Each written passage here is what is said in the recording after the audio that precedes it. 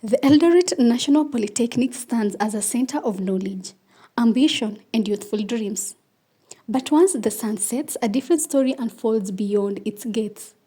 Students, the lifeblood of this institution, are increasingly becoming victims of brutal killings outside the campus walls, a crisis that has left families grieving and learners living in fear.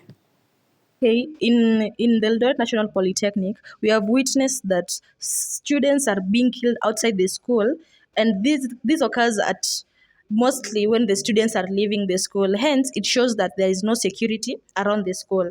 And for me, I think that the government can help us students to work on this by putting more security around where the school is located, because most of the students live around the school, not far from the school, especially in places like Cherunya and Langas and the Kisumundogo. They can help us a lot because most of the students live in those areas.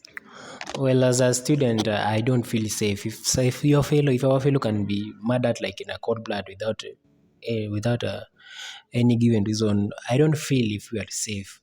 And I think the institution as a whole should be responsible, because our lives as a comrade matters, and it is their responsibility to make sure that we are okay.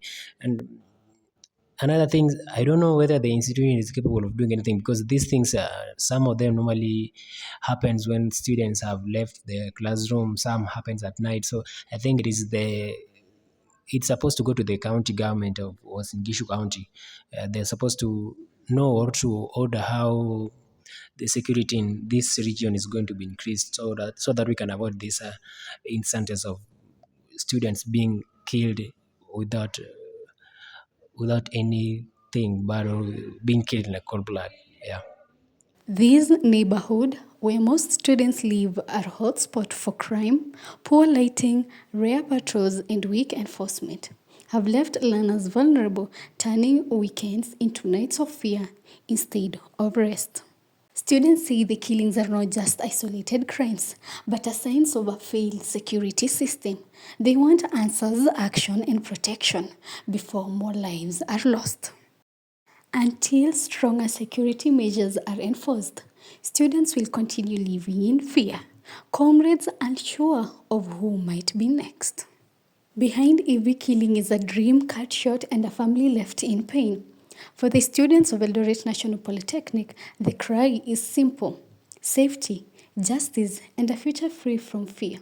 Unless the government and security agency act with urgency, these tragedies may only continue. Until then, the silence of those lost remains a call for change.